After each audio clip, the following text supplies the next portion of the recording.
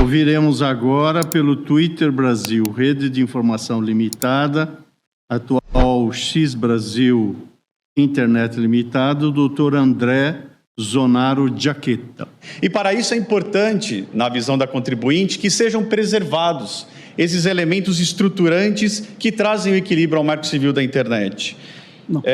Como a ausência da responsabilidade objetiva pelo conteúdo em si, a ausência do dever de monitoramento de todo o conteúdo, a preservação da reserva jurisdicional trazida pelo artigo 19 e a não remoção de conteúdo legítimo que pode caracterizar, em determinados casos, censura, pela ampliação das hipóteses de remoção obrigatória sem ordem judicial de conteúdos e condutas subjetivas que poderiam impactar e trazer prejuízo ao debate público e à própria liberdade de expressão. O dia 8 de janeiro, presidente, demonstrou a total falência do sistema de autorregulação de todas as redes, de todas as Big Techs. Eu ouvi com atenção, com muito respeito, aqui todas as sustentações orais. Agora, é faticamente, aqui não é teoria, não é doutrina, é faticamente impossível defender, após o dia 8 de janeiro, que o sistema de autorregulação funciona. Falência total e absoluta, instrumentalização e, lamentavelmente, parte de conivência. E por que digo de falência, presidente?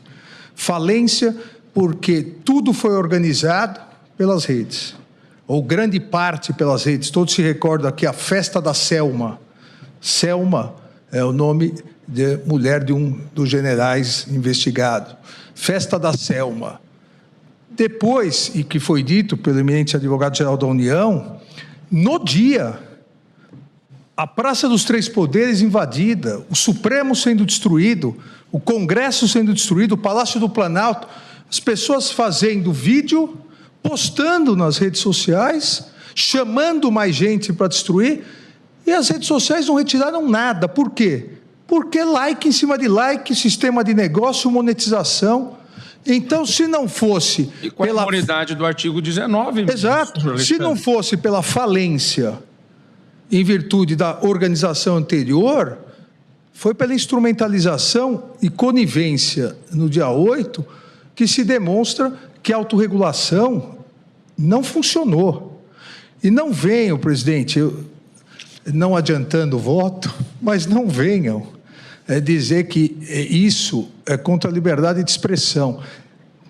John Stuart Mill, que é o grande precursor do mercado livre de ideias, na obra Liberdade, em 1859, que defendia o mercado livre de ideias que a Suprema Corte, Justice Holmes, adotou no início do século passado, dizia que tem limite à liberdade de expressão. O chamado perigo de dano, quando a liberdade de expressão coloca em risco a sociedade. Isso é do século XIX. Não é possível de se dizer que Stuart Mill é comunista. Ele foi parlamentar, liberal na Inglaterra. Ele que criou essa ideia, foi não somente, mas o grande entusiasta da plena liberdade de expressão, mas limitava quando isso colocava em risco a sociedade. Então, se a autorregulação se escondeu atrás do artigo 19, realmente algo deve ser pensado. Por isso que parabenizo Vossa Excelência por trazer em julgamento, eu diria, o julgamento mais importante desse ano no Supremo Tribunal Federal, e parabenizo ambos os relatores, ministro Toffoli e ministro Fux, por liberarem logo essa questão, para que nós possamos nos debruçar nela e que também na seara eleitoral, ministra Carmen, que nas próximas eleições o ministro Cássio, que as presidirá, tenha um pouco mais de facilidade do que nós tivemos nessas eleições. Obrigado, presidente. Alexandre, por favor. Presidente, se Vossa Excelência me permite, este último episódio, em frente ao nosso prédio, também estava nas redes a postagem da pessoa atacando o Supremo, dizendo que ia fazer alguma coisa, e não se conseguiu nem ver, nem vislumbrar, nem nada. O que nós tivemos foi aquela noite com um ato trágico. Trágico institucionalmente, pessoalmente, de toda a natureza. Então, isto foi, não tem um mês, eu acho. Exato. 3 semanas. E ministra Carmen, também se me permite, presidente, e não se diga que tecnologicamente não é possível, porque em relação, sabemos todos, à pornografia infantil, pedofilia e direitos autorais, a inteligência artificial, os algoritmos, retira, antes de um like, 93% das postagens. E os 7% seguintes são encaminhados à Comissão de Seres Humanos. Então, é possível tecnologicamente, o que não houve e não vem havendo empenho em relação a isso. Essas não são mazelas criadas pela tecnologia. O mundo não vivia num mundo de placidez idílica antes da internet.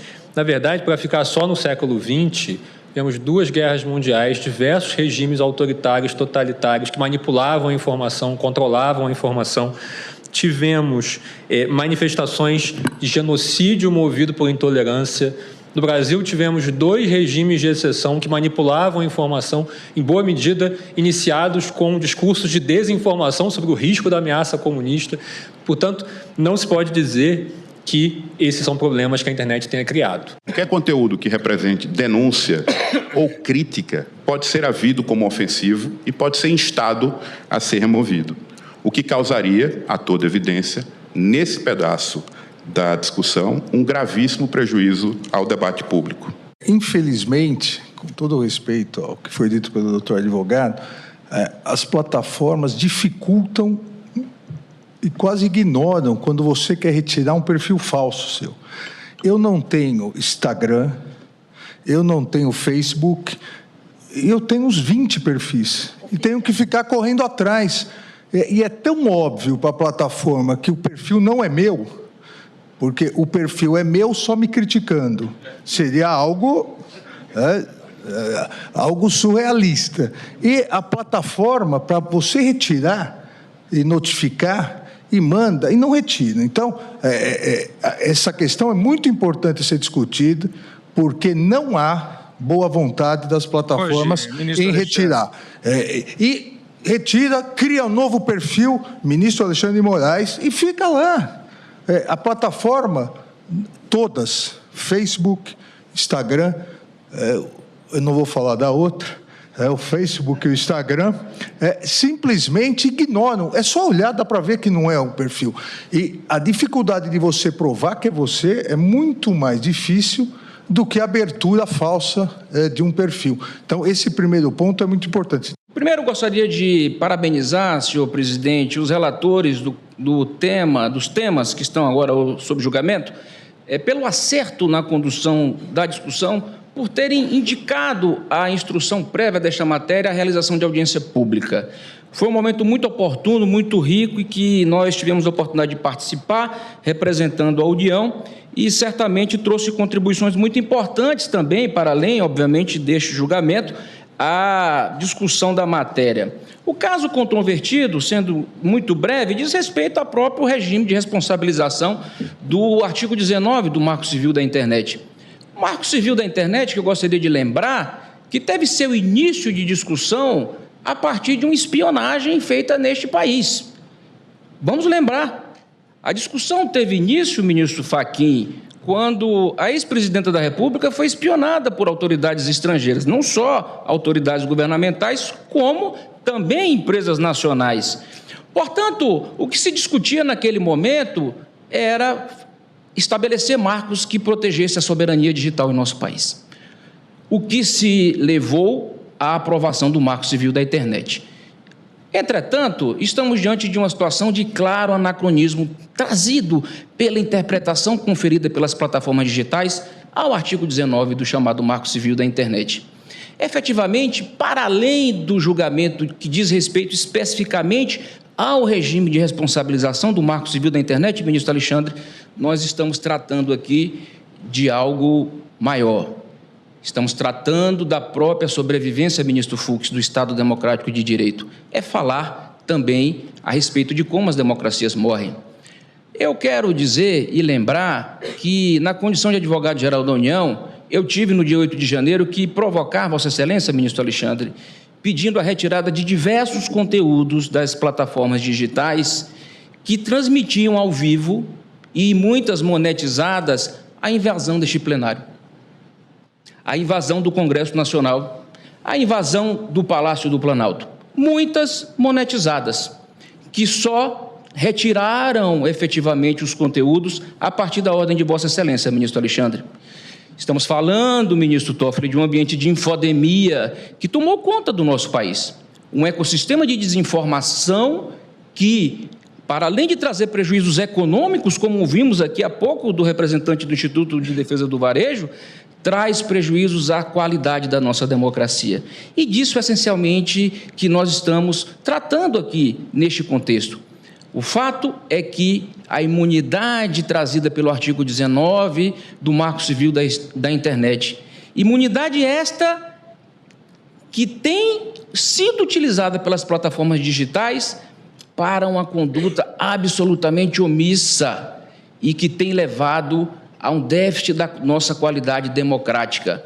Nós constatamos com muita tristeza, no período da pandemia, o risco que nós corremos, efetivamente, com conteúdo desinformacional nas vacinas, no processo eleitoral, na integridade do processo eleitoral, ministra Carmen Lúcia.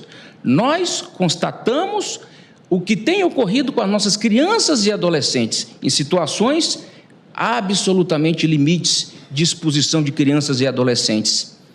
Eu gostaria de dizer que seria muito bom se nós conseguíssemos conferir uma interpretação conforme ao artigo 19, mas ouvindo aqui diversos representantes que me antecederam, inclusive de plataformas, que me alertaram corretamente para o risco de judicialização e de litigância predatória, ministro Barroso, quero crer que o regime inaugurado pelo artigo 19 não deve ser mantido à luz da nossa Constituição. E quero também trazer aqui um elemento muito importante que me pareceu muito caro, ouvindo aqui representantes das redes sociais. Os usuários não são robôs. Os usuários somos nós. Os usuários, ministro Fux, não entendem de algoritmo, não entendem de engenharia de redes. Os usuários não entendem dos mecanismos tecnológicos que as plataformas possuem. Os usuários são seres humanos, os usuários são hipossuficientes, portanto, partem de uma relação estruturalmente de subordinação e de hipossuficiência frente às plataformas digitais. Portanto, a União pugna pela declaração de inconstitucionalidade do artigo 19. Eventualmente, caso esta Suprema Corte entenda por conferir interpretação conforme, oferecemos muito humildemente uma opção para reflexão de balizas oportunamente apresentadas em nosso memorial.